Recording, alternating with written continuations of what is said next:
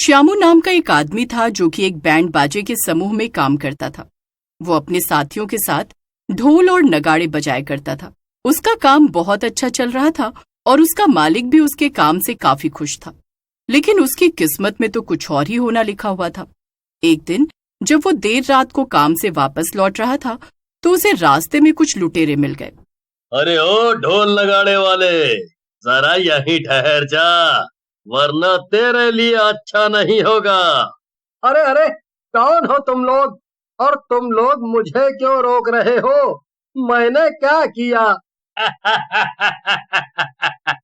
अंधा है क्या तू? तुझे दिखाई नहीं दे रहा क्या कि हम लुटेरे हैं? जो हमसे पूछ रहा है कौन है हम? अब चल, तेरे पास जो कुछ भी हो हमें जल्दी से दे दे। अरे, मेरे पास इस ढोल और नगाड़े के अलावा कुछ भी नहीं है, मुझे जाने दो। लगता है यह सीधे तरीके से नहीं मानेगा। इसे पकड़ो और मारना शुरू करो। तीनों लुटेरे श्यामू को पकड़ लेते हैं और उसकी पिटाई करने लगते हैं। लेकिन श्यामू के पास से बस कुछ चिल्लर पैसे ही मिलते हैं। अरे, ये तो सच में बहुत बड़ा फकीर मालूम होता है। अब क्या करें? इसे तो हमने मुफ्त में ही पीट दिया। अब अगर इसके ऊपर हमने इतनी मेहनत की है तो ऐसे बेकार थोड़ी जाने देंगे। इसके ये ढोल नगाड़े हैं ना, यही लूट लेते हैं। चोर बाजार में इसकी अच्छी कीमत मिल जाएगी। नहीं नहीं, ऐसा मत करना। ये ढोल नगाड़े ही मेरा पहला प्यार है और उससे भी बड़ी बात ये है कि मैं इनका अपनी जान से भी ज्यादा ख्याल रखता हूँ। मेरा दुनिया में कोई भी नहीं है, इन्हें मुझसे मत छीनो, मैं इनके बिना मर जाऊंगा। तो तुम इनका अपनी जान से भी ज्यादा ख्याल रखते हो। अब क्या कर सकते हैं? हम लोग तो इन्हें छीन कर ले जा रहे हैं। अगर तुम इनके बिना जी ना पाओ तो अपनी जान दे देना, ठीक है? लेकिन श्यामू को गुस्सा आ जाता है और वो लुटेरों से अपना ढोल वापस छीनने की कोशिश करने लगता है। तभी उनके बीच में हाथापाई हो जाती है और एक लुटेरा श्यामू को चाकू मार देता है। चाकू लगने से श्यामू वहीं पर गिर जाता है। तीनों लुटेरे वहां से दुम दबाकर भाग खड़े होते हैं। वहीं दूसरी तरफ श्यामू मर जाता है और एक डरावने भूत में बदल जाता है। ये सब क्या हो गया? मैं तो एक भद्दे से भूत में बदल गया हूँ। अब क्या होगा? नहीं नहीं, कुछ भी हो जाए, मैं अपना ढोल नगाड़े बजाने का काम बंद नहीं कर सकता हूँ। ये मेरा पहला और अब तो आखिरी प्यार है। मुझे जिंदगी ने धोखा दे दिया है, लेकिन मैं अपने ढोल को धोखा कभी नहीं दूंगा। श्यामू के भूत ने ये तय कर लिया कि वो मरने के बाद भी ढोल बजाना नहीं छोड़ेगा। अगले दिन वो रोज की तरह सुबह सुबह अपना ढोल लेकर बाकी बैंड वालों के पास पहुंच गया। एक भूत को आते देखकर सभी लोग डरकर यहाँ से वहां भागने लगे। गुज्जू बैंड का मुखिया था। वो हिम्मत करके भूत के सामने आया और बोला, कौन हो तुम हैं और यहाँ कहाँ बढ़े चले आ रहे हो? क्या मैं भूत बनने के बाद इतना बदल गया हूँ कि तुम मुझे पहचान नहीं रहे गुज्जू भाई?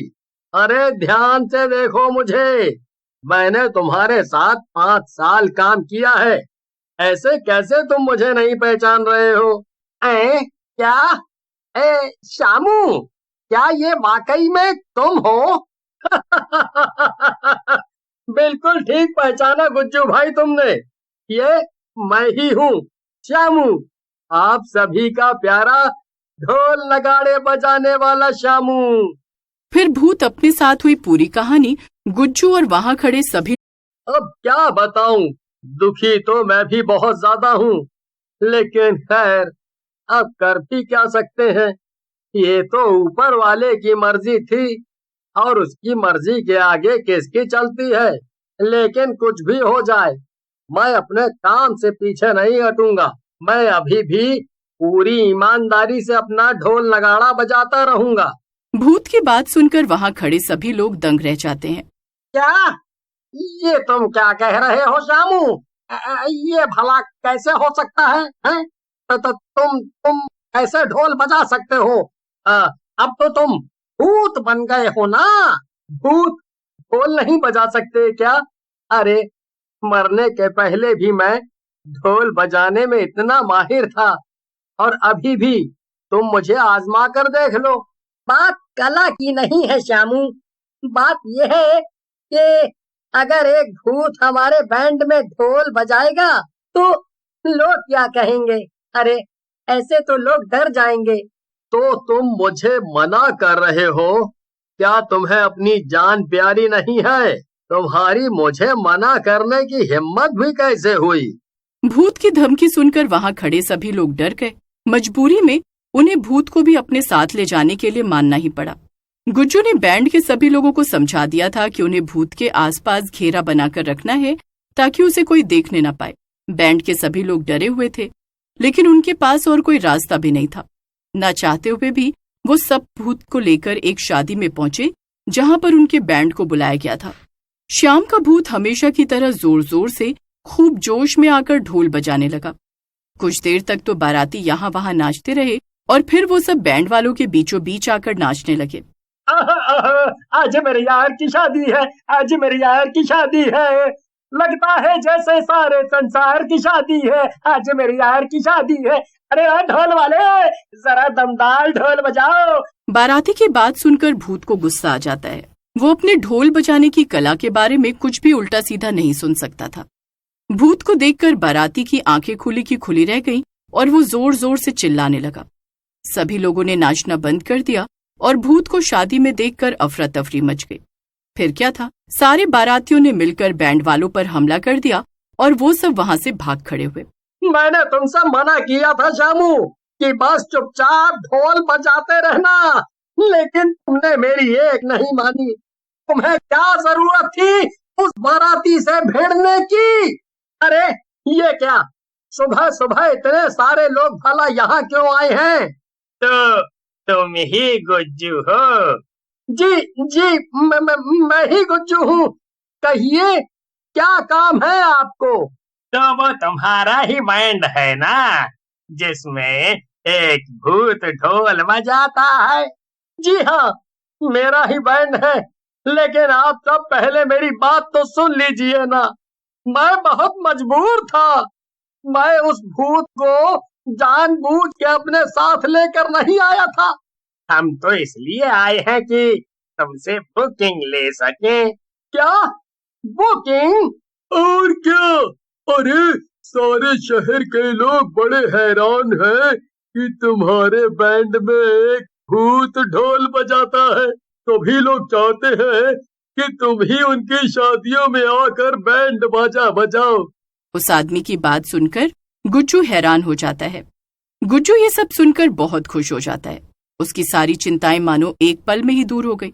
वो खुशी खुशी लोगों से बुकिंग करने लगता है और साथ में सबसे एडवांस भी लेता है। आज उसे महीने भर का फायदा एक दिन में हो गया था। ये तो कमाल ही हो गया। और वैसे ये तो होना ही था, मैं इतना अच्छा ढोल जो बजाता हूँ। बिल्कुल बिल्कुल श्यामू, और अब तो तुम्हें बहुत ढोल बजाना है। हम पूरे महीने के लिए बुक हो गए हैं। हाँ, क्यों नहीं, मैं तो एकदम तैयार हूँ। मैं तो बिना थके लगातार कई महीनों और सालों तक भी ढोल बजा सकता हूँ। फिर क्या था, श्यामू भूत ढोल बजाने वाला पूरे इलाके में मशहूर हो गया और इससे गुज्जू का भी बहुत फायदा हुआ।